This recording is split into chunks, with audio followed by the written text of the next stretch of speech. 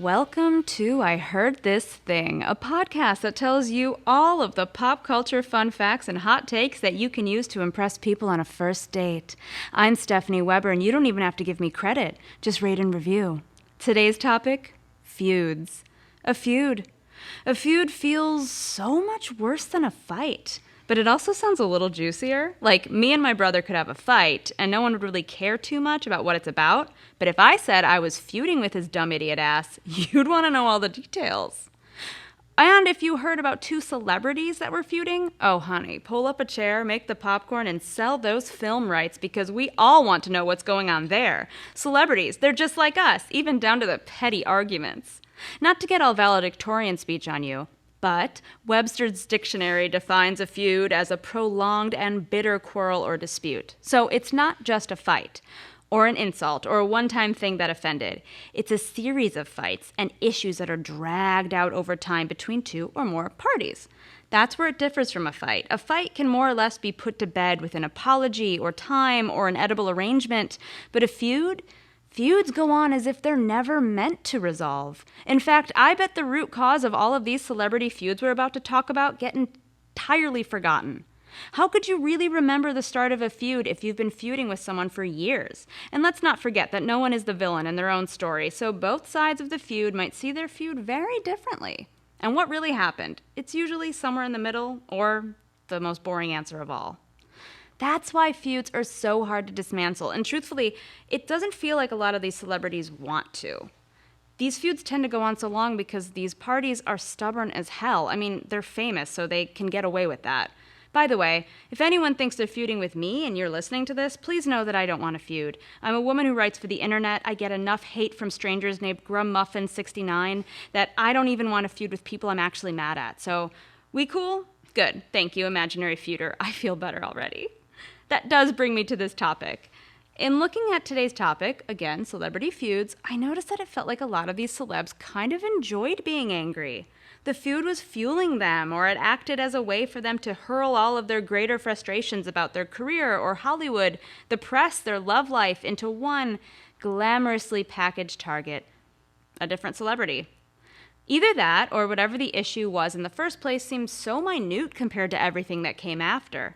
Because in most cases, in celebrity life and in real life, most things I feel like can kind of be talked out. And I'd think if my life were constantly subjected to projections and tabloids, I'd try to squash beefs that seemed squashable. So what's stopping all of these famous people? Let's find out. On today's episode of I Heard This Thing, we're going to look at a couple of famous feuds, and since we're talking about the sordid lives of celebrities, I brought on my good friend and celebrity expert Deanna Ortiz. She hosts a podcast called Crushes, where she talks about celebrity crushes, and she gets drunk and cooks on the Instagram show Drunk Cooking.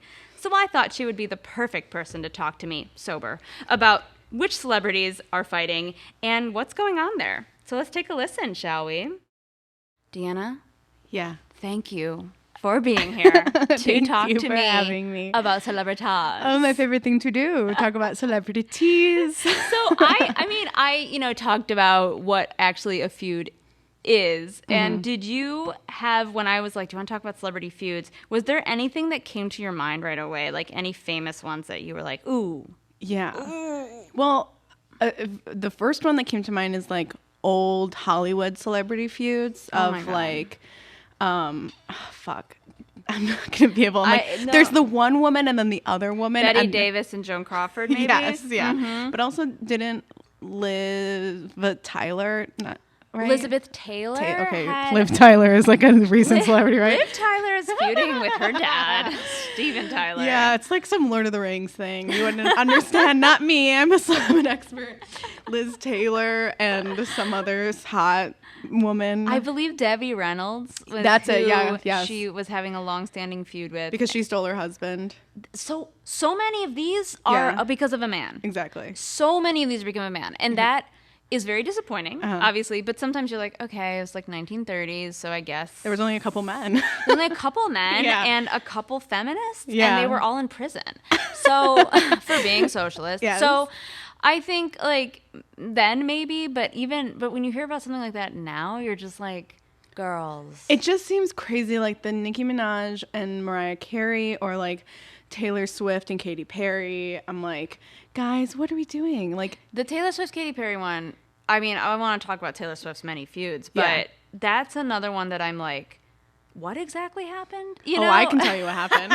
I may not know who Liv Tyler is, but I know what happened with Katy Perry, Taylor Swift. And when I was thinking about this, I was like, I don't know if anyone in my personal life that I'm like, oh, I'm feuding with her. And so I wonder if people like if they even think that they're in a feud, you know, or if it's just like, well, that person insulted me. Yeah. That person took my man. And now they're dead to me. And it's not like we have an ongoing Hatfield and McCoy type situation. It's a good reminder for me to watch Hatfield and McCoy's again. You're welcome. Thank you. I know, I agree. Half of me, and also like just because everything on the internet is a lie, spoiler alert. Wait. Oh my God, sit down. I have something to tell you. I've been reading a lot of things like the top 5 ways that I can squash my acne by putting semen on it in various places. Always check the writer first. You're going to tell me that my sticky face is not true? No, it's a lie. Okay, continue. Yeah, I mean, truth. I wrote the top 5 most beautiful, most funny, most charming comedians, and I'm always 1 through 5, but I also wrote the list, so it's difficult. Okay, so check your sources. That's what I'm trying to say. Check who wrote it. I didn't even do that when I was being graded on papers. I'm not going to check now, now that nothing's at stake. So, fuck, what was I going to say? I don't know. Oh, God, I think we're talking about Hatfields and McCoys, talking about Mark Anyway, Twain. The year was 1920. Oh, that everything on the internet is fake. So, like, half of me is like, okay, the fake feuds on Twitter between, like, McDonald's and Wendy's, like, those are scripted and planned. So, in my brain, I'm like, if Ronald McDonald can get into a fight on the internet and have it be fake, like, I wouldn't put it past Taylor Swift. I would not. So, okay, and I was also thinking, like, because there's Twitter beefs, right? And there's also, like, rap beefs and stuff like that. And I wondered how many things are a little bit more, like, cultural, where I feel like, I mean, I've had several black friends be like, white people do not know how to fight. White people, they don't want to talk about anything. And then when they're mad, they want to burn your house down, basically. Yeah. And even in going through, like, these feuds or whatever, I kind of feel like, well, like, when there's, like, a rap feud or Twitter beef, like Nicki Minaj is beefing with somebody, beefing with Cardi or somebody, it feels like it more or less gets, like, playfully worked out, or like, okay, we're good now. We're good now. But when it's like Martha Stewart and Gwyneth Paltrow, it's like all hands on deck. And no one, and it's like, this is until the day we die. Yes. Like, nothing will ever come from it. We're fighting forever. And that's kind of where I resonate when I fight, of like, don't ever speak to me again. I will hurt you so deep to your core, you'll have to stay inside for a couple of months. Like, that's what I like. You have to stay inside. You have to, like, get sunscreen because you're gonna get burnt. I'm gonna literally, it's like, we're not even fighting about this, but I'm gonna be like, and another thing from 3 months ago, I just wanted to tell you, you're a fraud. You're a fraud. So I do have, like, a very good memory, and I feel like that does come off as, like, she's weaponizing all these things that she probably said that is fine. And then I would be like, well, actually, what happened to me is that I never got to tell you it. And then it's like, okay, Stephanie, what are you doing? That is me. We just have really good memories. Yes. And I do have a good memory, especially for petty shit. I'm like, and then actually another thing is, so when you cut me a line, this was 5 years ago, but it did upset me. See, you're like, coming from this Ray Brown place, and I'm like, and another thing, and how dare you, my line that I started, like, it's just, I'm always like, I just want you to understand, and then we can maybe both understand, and also that freaks people out, obviously, like, anyone I've ever dated has been like, oh my god, how do I stop? Diffuse. But the only time I've ever been, like, super fucking mad is with, like, strangers. Like, there was this girl at a show at Quenchers years ago that accused me of stealing her phone, because we were in the bathroom at the same time, and I was like, I didn't steal your phone. And then we're outside. She was doing it in the bar. She was super drunk. She kept going, of course you didn't, oh my god. Oh yeah. And I don't like that tone. I don't like any tone. So then we're outside, and she's doing it again, and I'm like, I did not steal your phone. Let it go. I don't have it. You lost it in the bathroom, you drunk bitch. Yeah. And then she's like, sure, you didn't, sweetie. Okay, just go keep lying. And then I took my purse and I dumped it out on the sidewalk at Fullerton and Western. I dumped everything out in front of her and I went, do you see your goddamn phone? And then she didn't say a word. She walked away. And I was with my then boyfriend and his entire band. It was a punk show. Okay, he's a musician. Okay, yeah, hot. And I remember him just going, Jesus Christ. I mean. But it's like, I don't know you. You're coming from my integrity here. Yes. And because I don't know you, I feel that I can go to a 12. I have an iPhone 12. You think I stole your phone? Get the hell out of here. I mean, truly, at the time, I probably had an iPhone 5, and it was like 5 years too old already. So maybe I would steal her phone. When you said I took my purse, and I was like, and then we hit her with it. No, you dumped it out. Okay, good. Dumped it all out. You have to pick that up. No, but I'm willing to cause an absolute scene if I feel like I'm never going to see you again. And that to me, that's where I will be like, it's time to have a performance. But if I'm like, this is my coworker, you know, I can't j'accuse at work, you know. Well, if I could just leave you with this. I'm leaving, by the way. Please leave me with this. You. All the world the stage. So, I mean, if you're willing to be so brave on Western and Fullerton, take it into the office. So I can see too. I do feel like I should harness that more. Next time I walk into a comedy show, so if I feel like someone doesn't look at me right, I'm going to go right into their face and I'm going to say, and you have to say what? Find the biggest person there, hit them, be like, I'm the comedian. Axe kick them in the jaw and say, I'm number one on the show. No, who wants to fight me? And then they'll be like, Stephanie, you're going first. I'm the headliner. And they're like, you're off the show. Yeah. This is Jerry Seinfeld.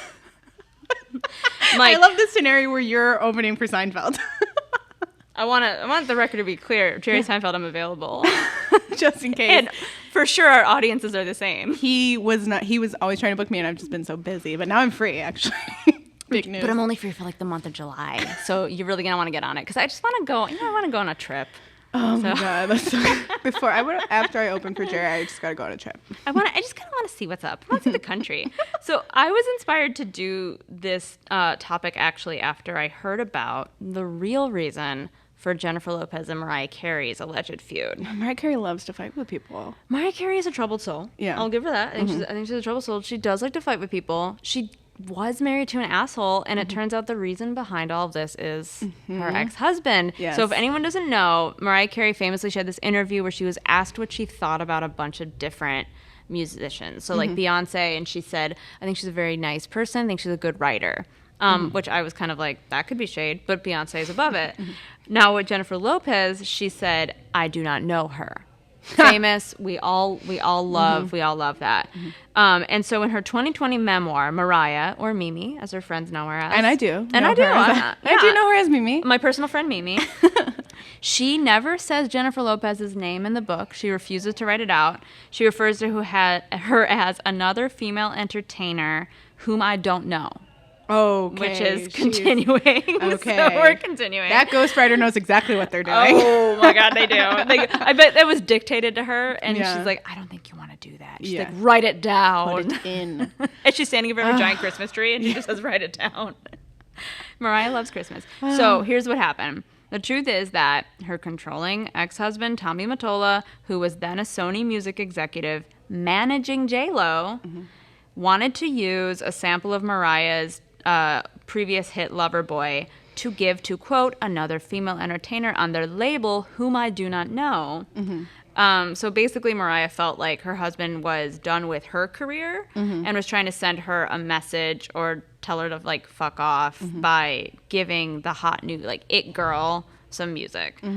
So it's all this guy's fault. And this guy was like kind of doing some like psychological mind games on Mariah and trying to be very controlling of her career and everything. He's also really old and truthfully young. Yeah. Really young. So I think she felt like, okay, he was like moving on to this other girl who, I mean, everyone wanted a piece of Jennifer Lopez, late 90s, early 2000s. Ben Affleck is here to tell you that that's true. He can't get enough of Jennifer Lopez. Okay, side note, you know what I was thinking the other day? So like Gen Z is like, was born when J-Lo and Ben Affleck were like engaged, but they were so young that it's probably not even a point in their mind. And now I wonder if they're like, wait, they were engaged? Yes. Like, it's such a big thing for me personally, because I'm like, oh my God, the diamond, she lost the diamond in the sink one day. They had to pull the sink out. Their relationship was huge for me. Bennifer was giant, and then they broke up, and I was never the same. I got on board with him and Jennifer Garner just because it felt like the right thing to do. But now I'm like, they're back. This is great. But I'm thinking, do other people, like younger people, realize that was like a huge moment in pop culture? I don't think that they have any way of realizing how big of a phenomena everything Jennifer Lopez did. Yes. The green dress, everything. I mean, I feel that way about, because there's like such a resurgence of like trying to understand all of these divas that were huge when we were very young. Yeah. And I appreciate like the the looking back sympathetically on these people.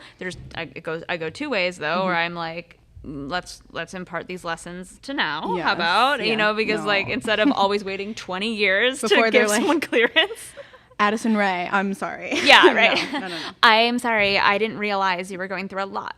I'm like, to them, it must seem so random that Jennifer Lopez and Ben Affleck are dating. Yeah. But to me, nothing seems more right. It does it feel more right to you than her? What if her and P. Diddy got together again?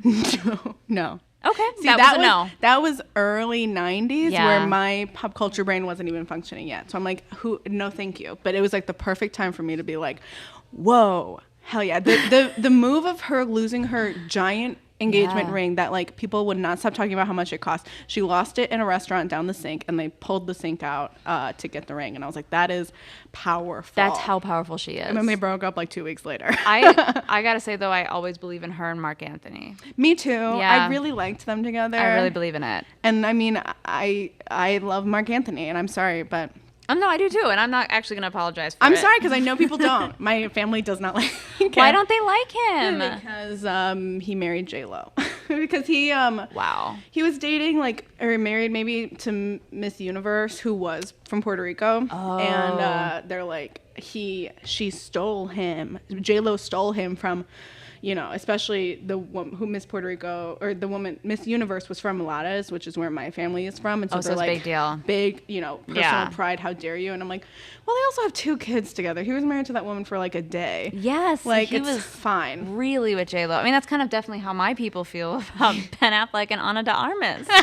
When they broke up, how sad. Yeah, they're like, our girl? Well, she dumped him. You know it. No, yeah, that's why it's like everyone comes up on top. The other thing that we were talking about earlier about like fake celebrity feuds is like they do fake celebrity romances to promote a movie. Yes. Of course they're going to do fake feuds. Why not? Why the hell not? Right. And that's the thing is like, what's the difference between the fake one and the real one? And I do feel like it's Mariah Carey. These ones are real. Mariah Carey one is real. Yeah. So let's briefly touch on one of the most famous feuds of all time with celebrities, which is Bette Davis and Joan Crawford. Joan Crawford was a super competitive person. I mean, obviously, if anyone has ever seen Mommy Dearest, she was really mad about that portrayal of her in the book and all that kind of stuff, and maybe some of it is like, who knows how much is real, but she was a crazy person. I found out this last week, allegedly, she and Marilyn Monroe hooked up once. Whoa. And Marilyn told her therapist this, and there's transcripts of this that exist, and said that she rejected Joan. She didn't want to hook up again, and that Joan was forever mean to her because she was mad at Marilyn for rejecting her. Because Marilyn turned her down? Yeah. Is that the sewing club? Yes. Yeah? Okay. Yeah. I saw that. Yeah. Whoa. Right. Whoa. Because Joan Crawford was definitely like an old Hollywood bisexual, and Marilyn allegedly also kind of was, but Marilyn kind of seemed like she just loved. She was a troubled person and she just wanted it from anybody. Yeah. And then she was like, hold on, Joan, I'm busy with JFK. I just can't pencil you in. Because also Elizabeth Taylor claimed that she almost would with Marilyn once and was like, I'm a straight girl, though, so Marilyn had to seduce me. Marilyn would have had to do all the work.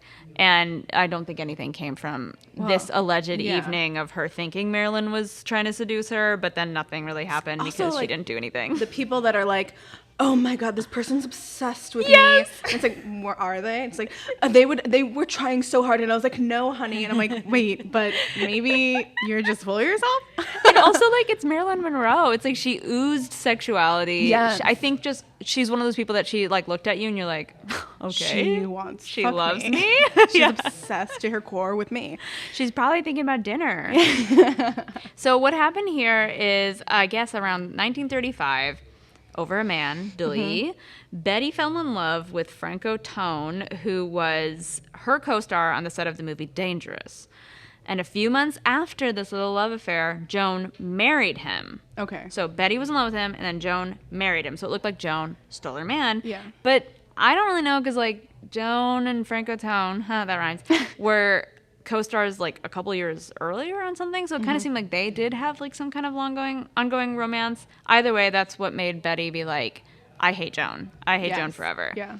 And so their feud went on for years, and then as both of the actresses, their star power definitely declines over the decades as movies change and they age. Yeah. So cut to, like, almost 30 years later, 1962, Whatever Happened to Baby Jane, where they starred in it together as former starlets who are now like alone, delusional, Grey Garden style.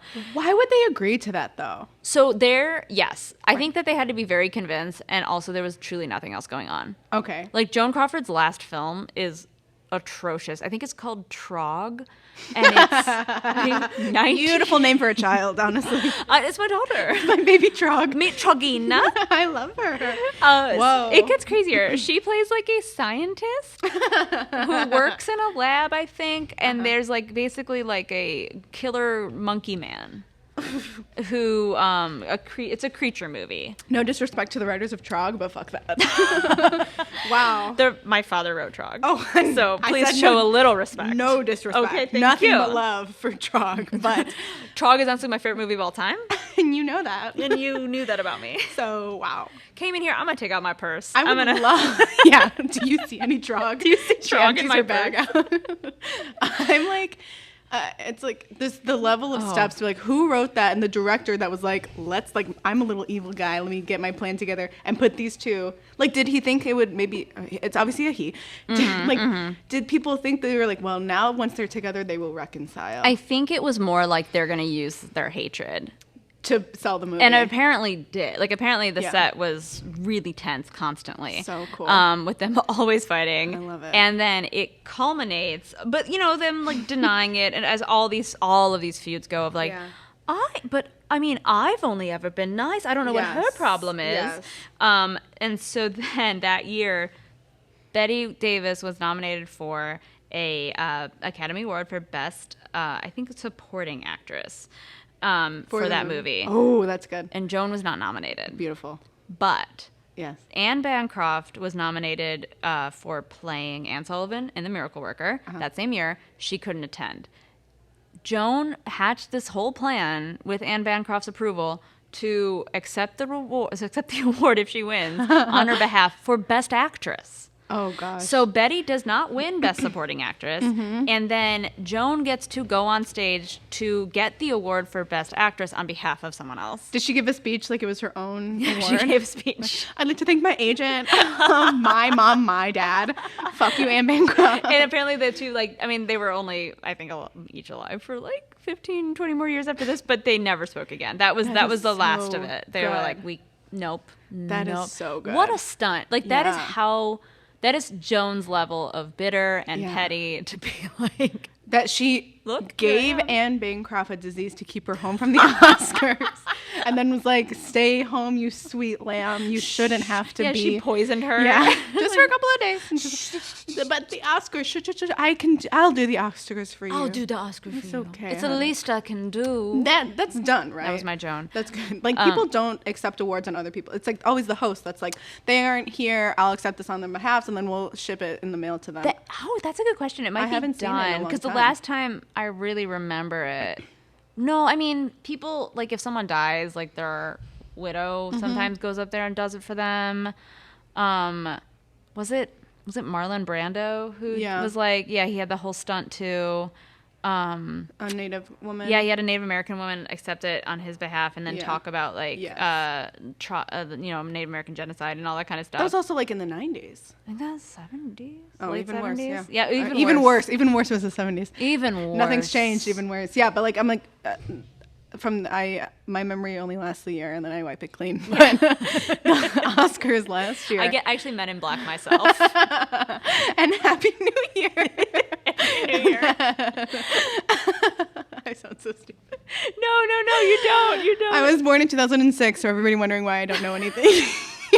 But you somehow do. When you were in the womb for like 5 years, you just stayed for 5 years. Yeah. You were able to soak in so much information about J-Lo. Well, just because I'm Latina and I'm Puerto Rican, so we're actually ingrained with it in birth. It's actually we're supposed to, which is why I know everything about Ricky Ricardo. I'm forced to. I wish it was different. I do. I don't want to know this life. Oh my God. That reminds me of in the movie A Simple Favor. Oh my God, yes. Anna Kendrick and Blake Lively reportedly hated each other. They did not get along, but they were like supposed to go on all these press tours and interviews together because they're both the stars. So if you watch the interviews back, which I do, I will look it up. They are like, I mean, Anna Kendrick is like her normal like sassy self, but now watching it, it's like you can just tell. Is like, it turned up a little bit? It is. And they like kind of dig at each other and like us gals. We love to gab. We love to, this bitch over here. I'm like, oh my God. But Blake is not having it. I bet that Blake wouldn't stand it for 1 second. No. Which sounds very much like our next feuders, by the way. Yes. Oh, but I do want to add that Bette Davis lost that Oscar to Rita Moreno for West Side Story. Speaking of Puerto Rican pride. Okay, so it was actually like historically right and good and just. Yeah. But the next people I want to talk about is the one and only Oh my God. Kim Cattrall and Sarah Jessica Parker. Whoa, yeah, good. Whoa, Sex and the City feud. Yeah. Because they're another two that I feel like, they've not liked each other for years and years and years. Sarah Jessica Parker contends constantly. I don't know what I ever did. That is the best part about it too, that it's Sarah Jessica Parker being like, all I ever did was star in the show that she was a supporting character on. Why would she have an attitude about that? And why doesn't she like me? All I did was make sure that the writers made her 60 years old when I was a mere 30. Like 60 years old. I've never watched Sex and the City, but that's you what I get. have not? I feel like I've seen enough. Yeah. I've come in the room and it's been on and I'm like, I get it. Yeah. I just recently got HBO, so maybe I'll dive in. But it is very cheesily written. Like there's no way around that. And it's really very is. like of the time where you clearly written by men. Yeah, mostly. I think it was. But it's like there's a scenario, there's Sex and the City for every scenario almost, You're like, that's like that Sex and the City episode where blah, blah, blah. You know what episode I've seen all the time? Like I see it, it's like every time I turn the TV on and it's Sex and the City, it's this episode where she wears the like fancy shoes to a party and they make her take her shoes off and then someone steals her expensive shoes. Right? Ooh, yeah. Yeah. I think and she's like, those were $27 million shoes. And her friend's like, what the fuck? And I'm like, okay, I'd be cast as the friend. Yeah. I only know what Manolo Blahniks are from that show, that brand of shoe. And I might be saying the word shoe wrong here. I think you got it. I don't really know about I don't know about Sheh, and I learned about it from the show. Shahu, I got it. I learned about Shahus from the show. I love her Shahus. I mean, me personally, I just have these little sandal Shahus, so I'm no Carrie Bradshaw. Oh my God. But that was all like online. Right? Yeah, so that's the weird thing about this one is that I tried to find the source of what happened. So basically like word of this feud kind of started to get out around 2008 when the Telegraph reported that there's been rumors in Hollywood for years that these two don't get along. And there had been like little barbs of shade that Kim Cattrall had alluded to after the show ended in interviews. And so the Telegraph article claimed that Sarah Jessica Parker was named an executive producer at one point, which gave her a giant salary bump. So now she was making $300,000 more, maybe per episode. I don't really know how television. Whenever they talk about how much people get paid in TV, I'm like, is that money real? It's not. There's no way. How? So it said that also in 2004 at the Emmys, Parker, Nixon, and Davis, Cynthia Nixon and Kristen Davis, the other stars, they all sat together at the Emmys while Cattrall sat by herself. And that there were a couple things where those three were off together. Cattrall was always by herself. So it was like pretty obvious, like something is up. And in a response, Cattrall said, Are we best friends? No, we're professional actresses. We have our own separate lives. And Parker heard this and said, no, we are friends. She said, honestly, we're all friends, and I wish I saw more of Kim. She mentioned money, and no one should vilify her for it. People made a decision that we had vilified her. And so then they kind of go on for years talking about how, like, oh, the press didn't do this to the cast of The Sopranos. They're only doing this because they want to see women get taken down and stuff. And I do agree with that, and I do think that they were right in when they were talking about that. And Cattrall did say when the series came to an end, she was getting a divorce, and her father was just diagnosed with dementia. So she really did feel like she was going through a lot. She had to isolate herself, be with her family, all that stuff. But then people love nostalgia. They're bringing it back. And then in 2018, heard of it? Kim Cattrall's brother died. Oh, sad. Yeah. And Sarah Jessica Parker offered her public condolences, to which famously Cattrall said, "You are not my family." She told her, "Your continuous reaching out is a painful reminder of how cruel you really were then and now. Whoa. Let me make this is all public. Let me make this very clear, if I haven't already. You are not my family. You are not my friend. So I'm writing to tell you one last time to stop exploiting our tragedy in order to restore your nice girl persona." This, I believe, was an Instagram comment. That's good. So that's like, if Kim Cattrall's doing that, Woo! she is mad at you. That is good. That is it's so also like, good. Maybe just like the straw that broke the camel's back of like, and now my brother's dead and you're like, it's, I mean, we don't have to talk about this, but it's that kind of thing when like something very tragic happens in the comedy world, and then suddenly everyone's like, big, huge lover, supporter, always was there for them. And I'm like, you don't know who this person is. Right, right. Or like trying to dig up your personal... I met them one time, and I'm going to tell you the story, and it's going to be mostly about me. But this other person who, is whatever, is also in here. And obviously, like, Sarah Jessica Parker thought she was doing something kind by doing that, but it is like she didn't... I don't know if she thought maybe this in someone's time of grief, if they're not going to be mean, like if she's like, okay, it would look worse if I said or did nothing, which maybe she just should have done it all privately. Like, no one would even think for a second to be like, wow, Sarah Jessica Parker didn't think anything when Kim Cattrall's brother died. I'm like, who thinks that? She thinks that. No, yeah. Mostly, yeah, exactly. Like text her or send her flowers. Exactly. Send her a little gift. Give her a phone call, like something like that. Write her a card. She's doing it for likes. She's doing it for the press. Yeah, and like, well, Kim Cattrall said, you want to have this nice girl image, and then like retroactively, you're like, yeah, it was Sarah Jessica Parker this whole time that's been like, I've never done anything wrong. It's all Kim, and then Kim saying like, I mean, no, we're not friends. This had to do with money. The press has a big deal with this. They don't, but to me that made it be like, yeah, even if something is going on with like an all-male cast, the press wouldn't like talk about it as much, especially then, as with the women. It doesn't mean that also there wasn't a feud.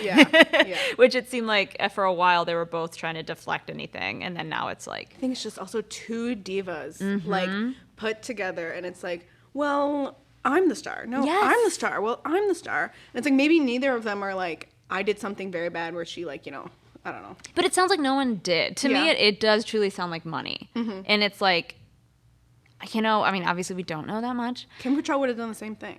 Yes. It sounds like Kim tried to negotiate after she had, after that salary bump. And I also read that I think the other cast members didn't like that either. So it wasn't just her versus Sarah Jessica Parker. It's just that Sarah Jessica Parker was, like you said, the star, and now she's an executive producer. Yeah. And the other two even were like, oh, so you want to get paid more than us, too. And it did make me think, like, why can't all of them be EPs? Yeah. But I don't know how TV is. The Friends thing where Friends, they all agreed, like, we're all going to make the same money. Yeah. Like, there's no, like, I don't know. Maybe money changes everything. Yeah. To quote Cyndi Lauper, money changes everything. And I'd just like to come back with more money, more problems. Okay. To quote Cyndi Lauper again. To quote again. Cyndi Lauper. A second time, more money, more problems. But it's kind of like, I don't know. you start this, and I know that they were all stars in their own right before getting the show. Yeah. But with an ensemble thing like that, it always gets messy like that. It always does. And I hate to bring up my new obsession, which is Monk, but okay, wait, hold on. I've been watching a lot of Monk. Oh no. And I'm a detective and there's a murder and I have to solve it. But his like assistant, Biddy Schramm, who is like a star. She's so funny in the show. She's so good. She wanted more money because the show took off and then they wrote her off. I'm like, fuck off. And then they replaced her with this other woman who's fine, but she's not Sharona. And like Sharona is great. She's not my Sharona. My Sharona. Now it's Natalie. I'm like, there's not even a song about you. She doesn't have a New York accent. And it's man, that's so fucked up that they were like, no, you aren't. It's literally him and her. That happens. You don't have to make the same amount as Tony Shalhoub, but like she should be making more. Why? And I don't understand. It's like, just give her money. Don't you want her around? Yes. And that is why, like, that's why so many bands break up too. Aren't you a big TV network? Yeah. I'm sorry. You don't have a couple thousand to throw my way? No, I can't. It's old for Shalhoub. Shalhoub's taking the money. Shalhoub has my money. I'm tied up in Shalhoub money. Wouldn't you? Like, was this show was on like USA or something? Yeah, like, I think so. Cancel Justified and give me their fucking money. Cancel every other show Why? to give her more money. Monk was huge. Monk was a good show. That's just what I'm actresses deserve to be paid as much as Tony Shalhoub. There I go. So I gotta say, so far we have men being love being at the center of something, and money is a really big one. I mean, it's why the Go-Go's broke up, because people started getting paid more than others because they had writing credits and the others didn't. But that's the thing. Those credits do give you more money. I don't know why they couldn't make the others EPs, but let's go to a very different kind of feud. Oh wait, well let me see. Yeah, I'll talk about this one first. Gwyneth Paltrow and Martha Stewart, which I did not really know they were feuding. And then when I looked into it, I was like, oh, Isn't it like lifestyle brand versus lifestyle brand? Yup. Okay, that's what I thought. Yup. And basically, so we had money, we had that, and now I think it's like reputation or coming for your gig. Like, these were people, like Martha was just kind of put off by Gwen becoming a lifestyle person, and she's like, you're a famous actress, you stay in your own lane. Like, don't come for me, kind of. Hey, Martha, no one's coming for you. No one wants to do that. You're Martha Stewart. Like, you're always, that's how I feel about a lot of these, like, coming for my gig feuds, too. Yeah. It's like, no, you're there. Like, you're fine. You're on top already. You're who that person looks up to. Yeah. Don't worry about it. It's like, also, like, the Martha Stewart brand and, like, the Goop brand could not be more different if they tried. No. Like, it is, like, don't worry about it. Never worry about it. So she did literally say, she's a movie star. If she were confident in her acting, she wouldn't be trying to be Martha Stewart. Martha, go. And she added, good luck, Gwyneth. Martha Stewart was a model when she first started. Good luck. She was like, she's also, what? Martha Stewart is still a model, though, if you follow her on Instagram. She's posting pictures of her in her bathing suit. Oh, is she? She's great. I don't have time to she's follow. got an insane sense of humor in there. She seems, no, I mean, hey, maybe going to prison does it to you. Going to prison will give you a crazy sense of humor. That's what they say. You're actually funnier if you go to prison. And that's why I'm doing hard time right now. Yes. I know. It's really nice that I could visit you at Stateville. It is good. Thank you for having me. And then, so in 2014 issue of Martha Stewart Living, she put a recipe called like a conscious uncoupling cake. As like, good. And then Gwyneth posted her own recipe at a retaliation called it a jailbird cake. Whoa, I did not know about that. Yeah, and I don't know if these two have ever. I don't see, and to me too, though, the way that this feud is, it feels like, okay, they both had their barbs, and it's almost like a roast, you know? It's like, maybe, I think they're done. I think they both did it and they're done. I couldn't find anything else about like ongoing lifestyle recipe feuds. Also, it's like at that level of Gwyneth Paltrow and Martha Stewart, these decisions are not being made by them. Oh, you're right. These decisions are being made by other people as a part of that company. It's like, it would be so good for press to say this is it's not like, she's like, oh yeah, that's right, I am fighting with Gwyneth Paltrow. Both of those people, you're right, both those people have entire staffs that work on these magazines and websites. They're like, someone's idea was like, let's do this and we'll like get some buzz around it. Yeah.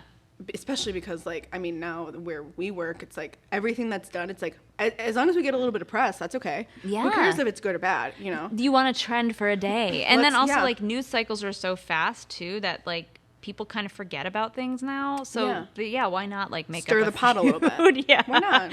What else are we doing? I'm going to stir the pot. That reminds me of Giada De Laurentiis was on Ellen with Gwyneth Paltrow, and she made something.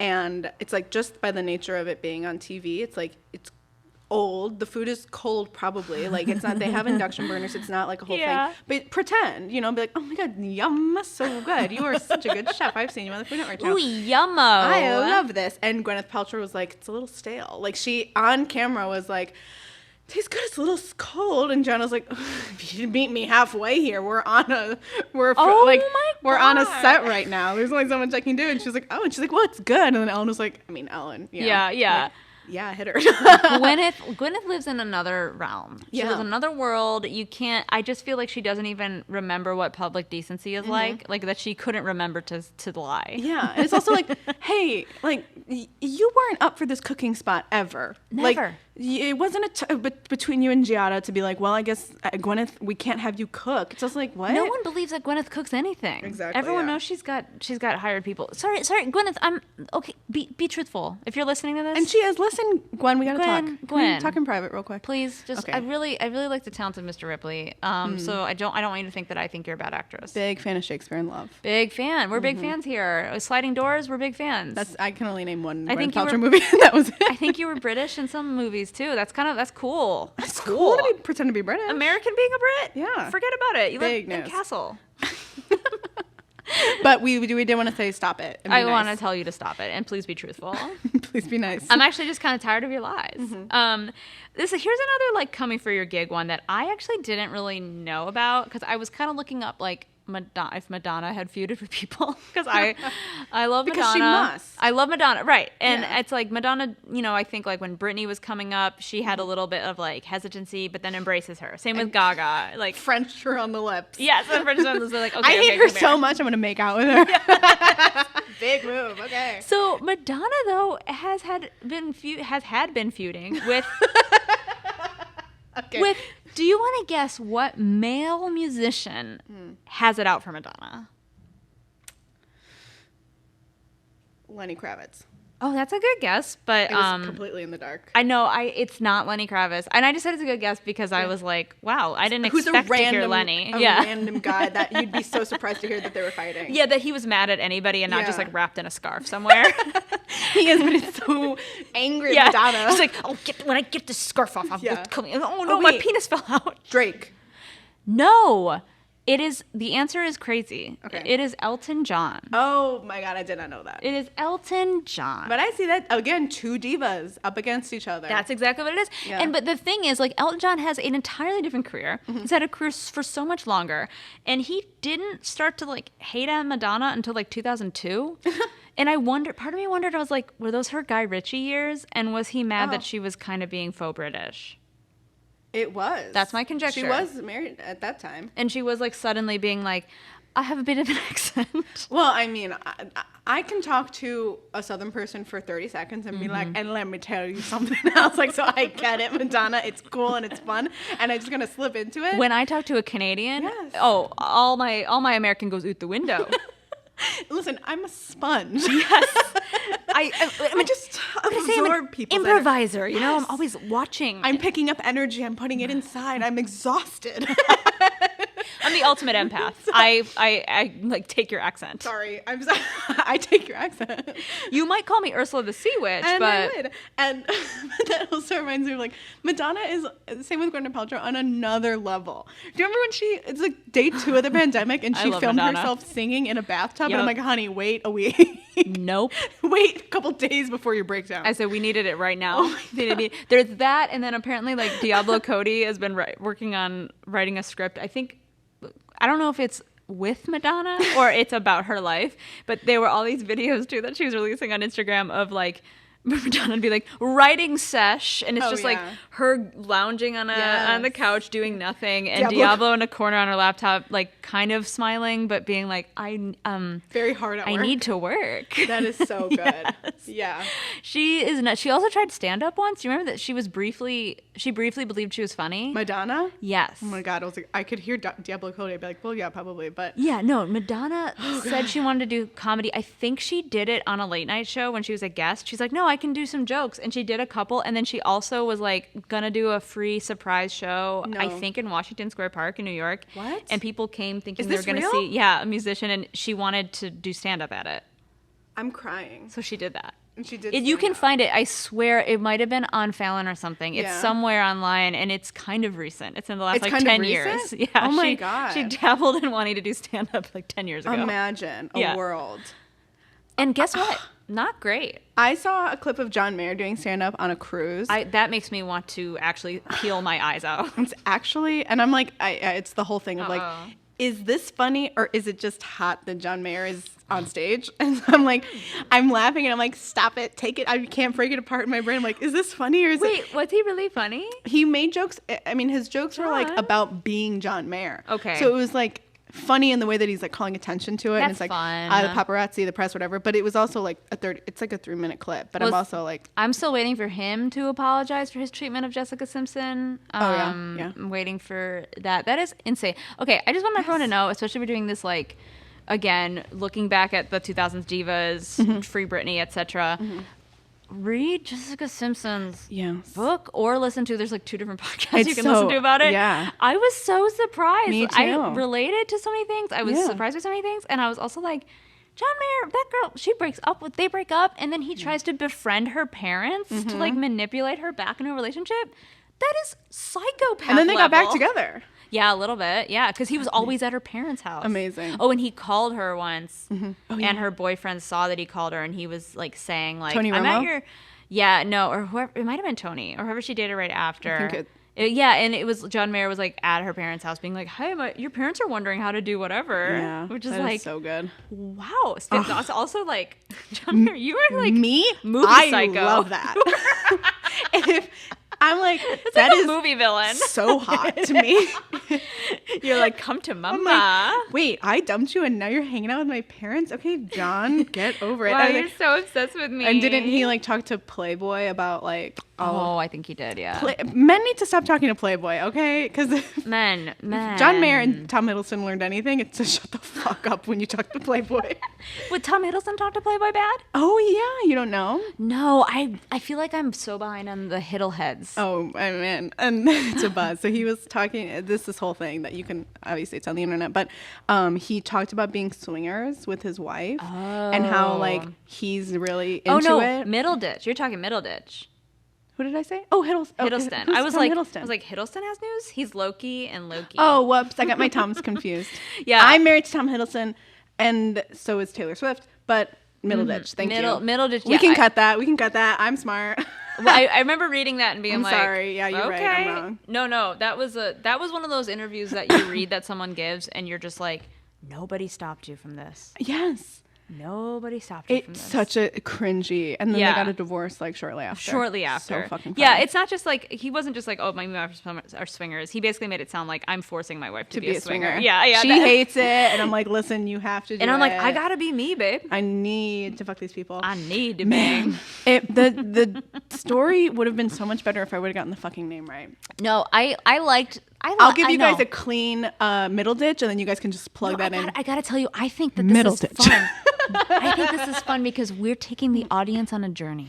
They go from heart stopped, deep in their chest, thinking, my Tom Hiddleston did something wrong? Yeah. My guy that starred in that vampire movie, that's really cool. Oh, sorry. I'm so sorry. I passed out for a second. I hit the mic with my head. Deanna was thinking about Tom Hiddleston in that vampire movie. That's very cool. And she truly passed out. I was like, oh. Yeah. So the audience, their hearts stopped thinking about that. And then they realized it was Middle Ditch, and they all went, oh. We know that. That's right. That's an old bag. That's right. What I think happened is that people heard that and they go, I know exactly who you're thinking about, you dumb bitch.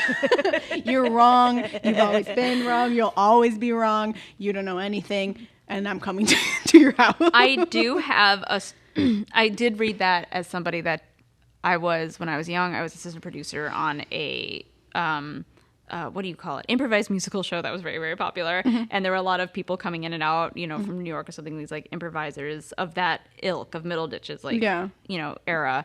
And all the young improvisers thought he was a god. He came in to do the show. And he like lost his phone in the green room. And did you steal it? I took out my purse. I took out the couch cushions. See this? In the green room. And I said, middle ditch bitch, where is your phone? Do you see your fucking phone? Do you see your phone? Oh my God. Okay, so he lost his phone. He lost his phone and he absolutely panicked. And I guess it's because he was texting some girl and he didn't, like, he needed to complete the mission. Yeah. And he panicked in a way that I feel like I haven't seen someone, like, like a toddler panicking over losing something. Yeah. And we were all like, it's in this room, right? Because you were just using it. So we will find it. And he's like throwing the pillows on the couch and he's like yelling and muttering and swearing at anybody trying to help him. And then some like intern truly finds it like on the table. Amazing. Like they found it, you know, like on a counter or something. And we're like, this your phone? And he just goes like, yeah, and he grabs it. No, thank you. No, sorry to any of us. And so that one interaction, and then I read that thing years later, and I went, oh yeah, of course. Of course he made his wife be a swinger. Yeah. His phone was in his hand the whole time. He was actually talking on it. Yep. Honey, I cannot find my phone. He was like, I'm sorry, I'm trying to swing right now. Let and me I can't text and see where's my phone at, man. That That tells you so so much, the stress. Of it's funny when it's like a little thing and you're like, they're overreacting so much. Then you're like, oh, this person does this. There are so many times where I have to be like, take a step back. Yes. Deanna.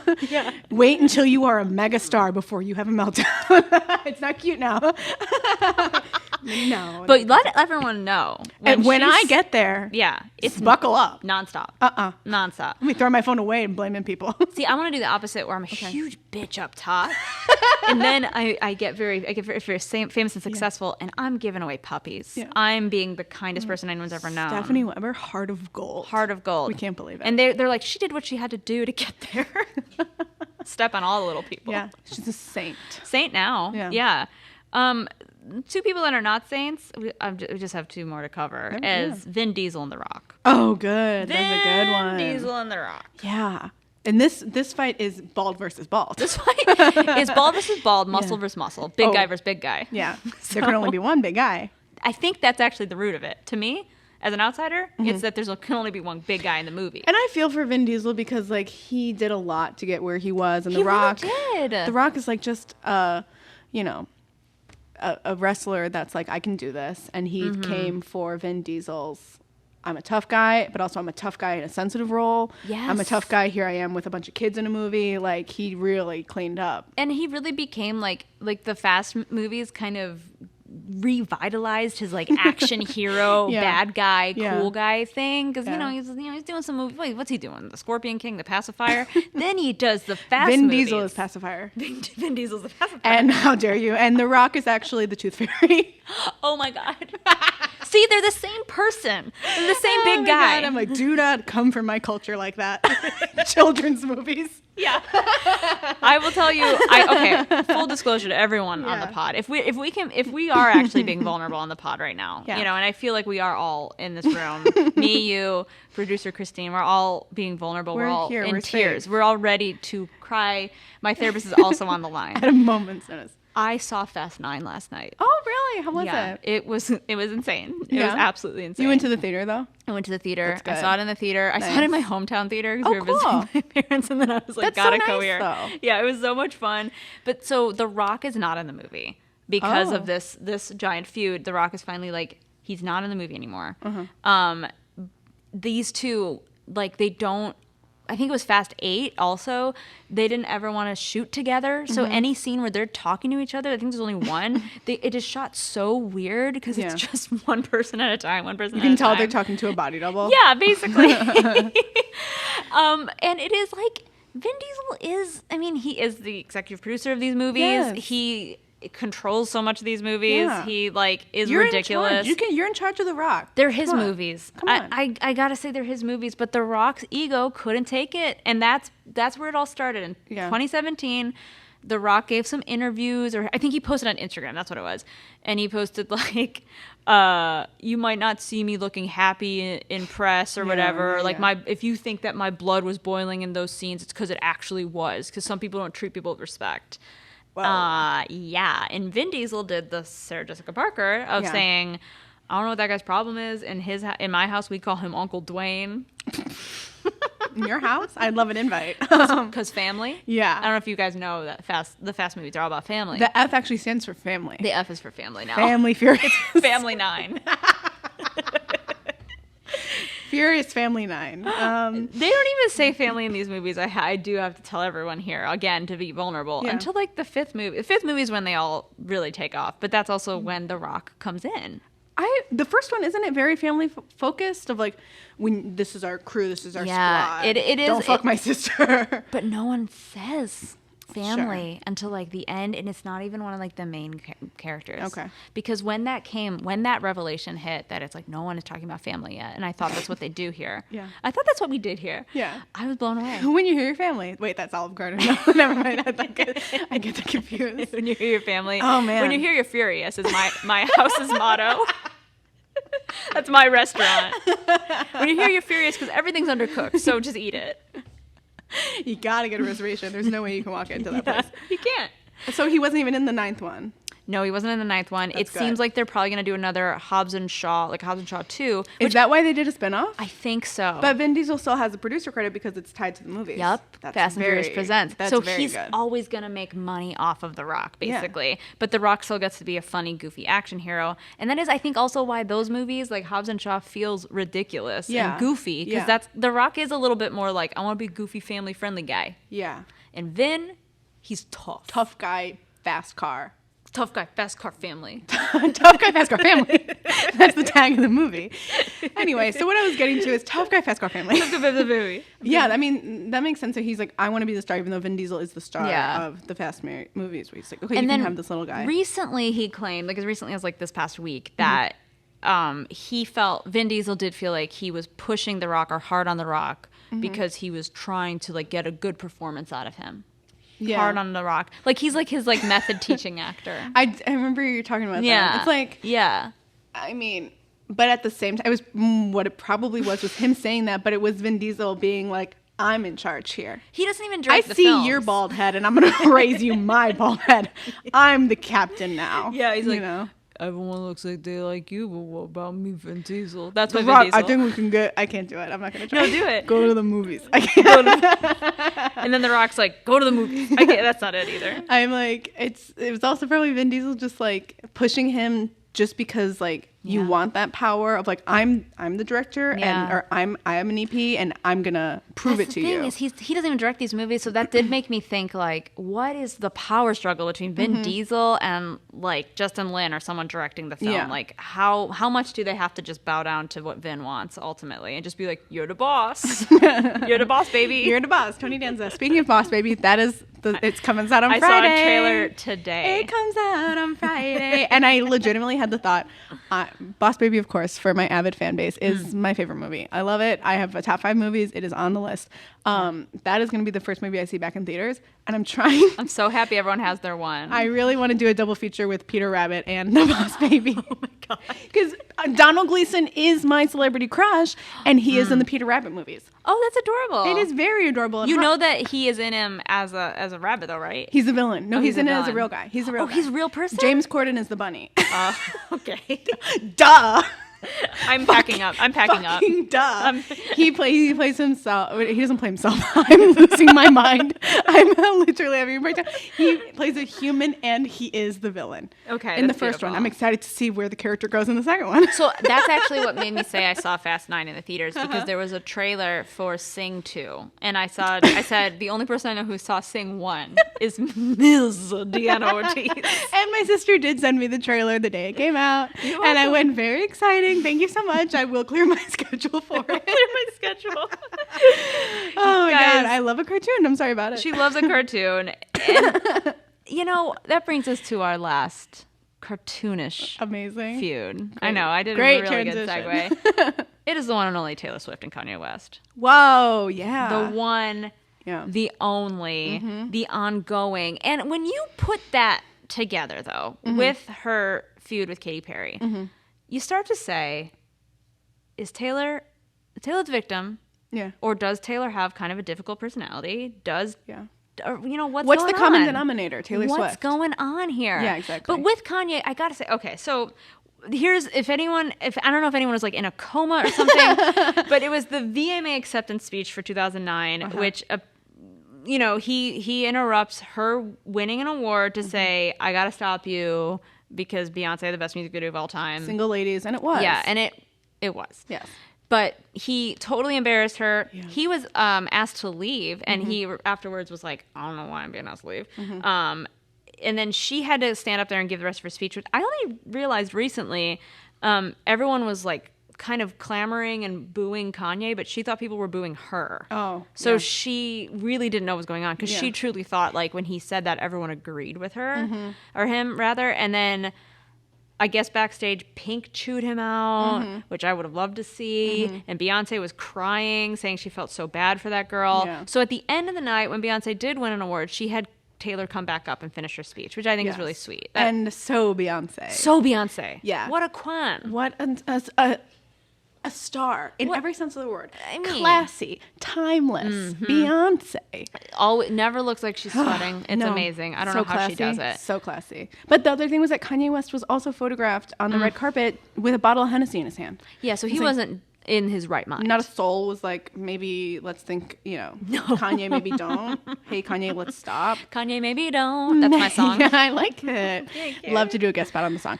I don't know. I'm really booked. I already have Pink and Beyonce on it. Yeah, I have Pink on it. Pink's on the song. Congratulations. So then it seemed like Taylor wrote some song called Innocent, and it seemed like she was fine with everything. And then in 2016, remember the year. Yeah. Remember the year when Kanye released a song called Famous, and Taylor was upset at the lyric, insinuating he was talking about Taylor, saying, I made that bitch famous. And she publicly denounced these lyrics. She said, I never gave him permission to do that.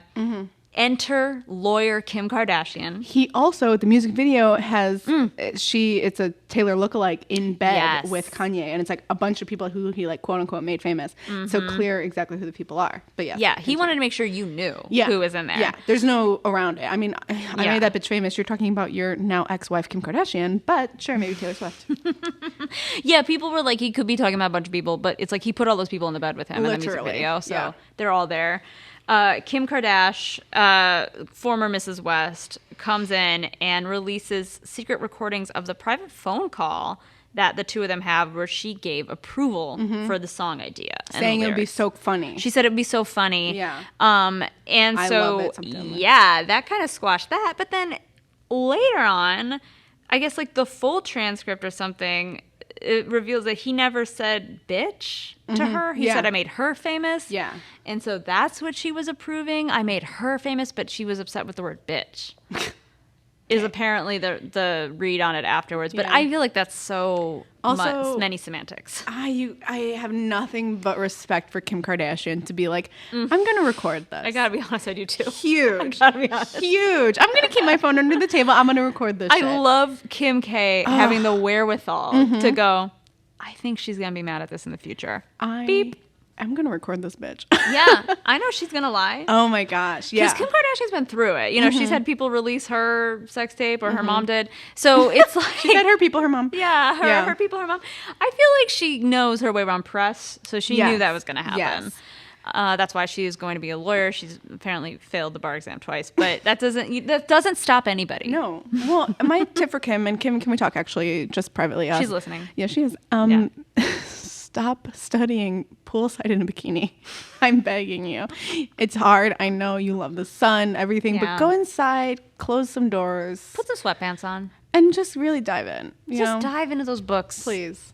Listen to lo-fi chill beats to study to. Yeah, and you can't. It just can't. But that's another of like, when we were talking about like fake feuds or something, like when that happened, I was like, I cannot make space in my brain for Kanye and Taylor Swift anymore. It's like, this is so it's so like presented to you of like, let's stir the pot, let's do this, let's do that. Definitely. And like even when the recordings came out, I'm like, okay, so this is confirming everything. Even if she's like, you know what? Oh, you're right. I did say that, but I'm actually mad that he said bitch, or she could have said anything to like be like, no, I was right. You know, like it just kind of seems like it all fell apart. Like the facade fell down, and she was like, wait, no, I actually meant that he called me a bitch. That's mean. Like, and probably because it's like, even if it was like, yeah, this is great, let's just do this, whatever. In the end, Taylor looks like she was trampled on, you know? She looks like by both of them. But so you're right, it just spiraled out of control. And when you compare that to her fighting with Katy Perry over, I believe, now you know more about this than me, I think, but was it Taylor stole Katy's dancers? Yeah. And that's the root of it. And then everything goes from there. It does kind of make you be like, I mean, Taylor Swift is obviously super ambitious. She's super talented. I mean, that bitch released like 3 albums in the pandemic. And it's like, I learned 5 words in Italian. Like, calm down. Okay, I'm doing stuff too. Yes, we're all working hard, Taylor. Jesus. But she's obviously so talented. She's so motivated. I did watch some of her documentary, and that was when my takeaway was like, she's motivated to a fault. You know, because it's like she has the blinders on and she can't see the things that like look bad or hurt other people sometimes. I mean, she's also been a star since she was like 16 years old. You know, so it's like you stop maturing when you get famous. There you go. Or people are always saying yes. So she's like, well, I'm going to do this, and I can because I'm the star of this movie that I'm in. My Life Called Taylor Swift is actually the name of the movie. You know, it's like, and especially I think that's maybe a theme throughout all of it, of like these two people that are like, I'm the star of this show, of my movie, and it's like, well, it's life, and you're not the star. And I can't ever look bad. I can't even give a public apology or a private one, because then I'm admitting defeat, you know? I can never see a world where I look bad, and I think maybe Taylor Swift is getting more. Maybe it's a facade again of her being more. I say this only because I read Instagram. I'm her best friend. Okay, so you'll know. Does she seem chiller? Like, I don't know. I don't know. I gotta be honest. Yeah, she seems like she's chilling out. But I'm also like, is this just what you're putting on to show us? Because that's another thing of like what you show on Instagram or online is complete. It could be completely different from the person that you are. So if you want to be like, I'm actually just kind of calm and chill, and now she's doing commercials for Capital One where she wears a sweater, and it's like, oh my God, she's so sweet. It's like, is that you're crafting this image and it's working? Yeah. And when it comes to social media, like I think we've talked about before, you know, they also have teams. Some of these celebrities have teams. They have people doing it for them. So someone's also probably like going through their image, doing PR, all that kind of stuff. There's also like interview training. I forget what the name of that is. But I feel like I heard Jennifer Lawrence talk about that on a podcast once, where she was like asked to do it, and then she's like, oh, maybe I shouldn't have shared that. Because, you know, because it's like revealing that like everything is like media trained. Everything is. Well, it's like, I don't know. I feel like whenever I do podcasts or stuff, I'll say stuff and be like, oh fuck, I wish I shouldn't have said that. Or, you know, nothing I hear. Nothing here. I mean, I probably shouldn't have shared that Middle Ditch story because he'll be very angry at me. I shouldn't have talked to Gwyneth Paltrow secretly on the podcast. I feel like all of these people's PR will be mad at me, a person that... And I wish they would come for me. Yeah. I wish they would. I'll say, okay, I'm ready to fight. Yeah, but it's ready to fight. The celebrity of like, I just want the attention. I want so I'm going to say anything. And then it's like, oh, fuck, wait, I forgot I'm a mega superstar. And that's like all the stuff that's happening now with people getting... I'm not going to bring it up being like, and people getting canceled. Can we take a second? You know, but it's like the stuff that's just happening with Billie Eilish of like, these so old videos are coming up where she's saying, I mean, it's bad, but in the same breath, like everybody that's coming to her defense of like, she was 13 years old. 13. Are we gonna cancel a 19-year-old now about what she did when she was 13? Like, maybe not. She's also you know, it's like all that fine stuff of like people aren't, and we've talked about it before of like, you just say things and it's like, okay, whatever. And you don't know, sometimes you don't even think about your world, and I don't know how a celebrity could, you know, because even like if I post something, I'm thinking of the 10 people that interact with it on a regular basis. I never believe that people are listening to anything I say. Right. So like if I fire out a tweet, you know, I'm thinking about one of my red hot tweets, one of my red hot flaming hot Cheeto tweets at Cheetos, of course. I do tweet about salami probably more than the average person, but it's just because it's my favorite snack. So but if I do that and then someone sees my salami tweet and is like, this bitch is saying shit about salami that I didn't even know that person followed or lurked or anything. Yeah. And then suddenly you're like, oh my God, I feel like I'm under attack. Yeah. Even though it's just one shadowy stranger. So, I mean, I've experienced that on the smallest level. I cannot imagine what it's like to be a celebrity, and every single thing that you put out on social media, every whim can be scrutinized forever and ever and ever and ever. Yeah. Because you can delete it and all your fans already screenshot it to bring you down forever or whatever. I was thinking of Chrissy Teigen, actually, when you brought up this, because I know that she's been like, oh, I used to be really bitchy online, and now I'm trying to apologize and walk it back. And I actually feel like I understand where she's coming from. I think we all have had changes in how we deal with the internet, because it's been no one knew. It was the Wild West. Yes.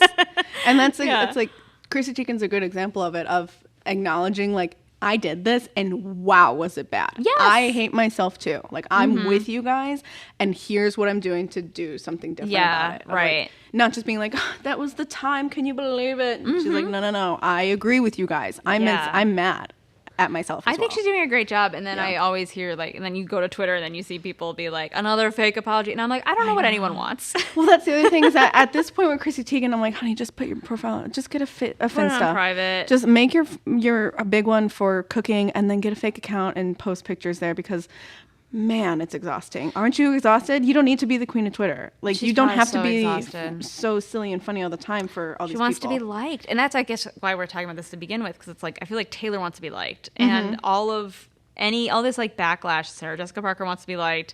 And it's like, they are desperately trying to be like, no, I don't know what that person's problem is, even if there's evidence of like, well, you were bitchy. Who cares? Just acknowledge that you were a bitch when you were 20. It's just fine. Say I'm Everybody sorry. was. Yeah, right. It's just so hard. It's so hard for any of them to admit like the tiniest weakness, which is I guess crazy relatable, right? Because so many of us are like, I want to seem strong. I don't want to cry at work. I don't want to say I'm sorry to this person. I'm not going to apologize to Kim Cattrall at work. She's my coworker and I hate her.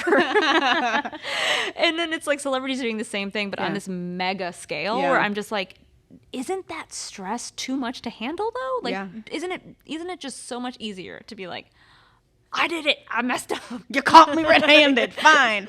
Yeah. Take me to Twitter jail, I guess. See, again, I'm Southern. I can't believe it. Take me to Twitter jail. And then Kim Kardashian could be your lawyer. Oh my God. And scene. Did we just do a Herald? I think we just did a Herald. Oh my God, we also so did every single feud that's ever existed. I'm so thrilled. I could talk for 20 more hours about this. We probably so good. Could. I know. I just looked at the time. I was like, we maybe did talk for 25 hours. It's very good. But the audience clamoring for more is dead. No. They died in the middle of this. They're screaming for more. They're screaming for more Tom Hiddleston tidbits. Well, Deanna, where can the good people find you? Oh my gosh, I'm on Instagram famously. I'm on Instagram at Deanna Ortiz _ on Instagram and Twitter. I have a podcast called Crushes. Please listen to it. It's so fun. Stephanie was on it. Her crush was Sting. It was very fun. It was Sting from the film Dune. A very specific crush. Yeah. And we just talk about celebrity crushes and crushes we have on everyday people and all that stuff. And then I also have a web series called The Drunk Cooking Show. It's on Instagram. On my account, you can find it there. And I just get drunk in my apartment and cook. It's true, that does happen. It does happen against everyone's better judgment. It is very fun. Also, Deanna's an incredible cook, so it's also insane to watch you cook drunk, and then you're just like, I know that still tastes good. It's so good. I mean, the last one I did, I was like, this is shit. And I'm watching it back like, what did I do wrong? I'm like, oh, I know. I chugged a bottle of wine. Whoops. What could have possibly gone wrong? I ended up with flour all over myself. Okay. Step number one. Step number one. Don't do that. Yeah. So. And you guys, you can find me at Steph Eloise on stuff and subscribe to Sven Girly newsletter if you want to see more stuff like this podcast, but without the guests, but with longer and ramblings in my brain. And that's where you can find all your hot takes on salami. Thank you guys for listening. We'll see you next time.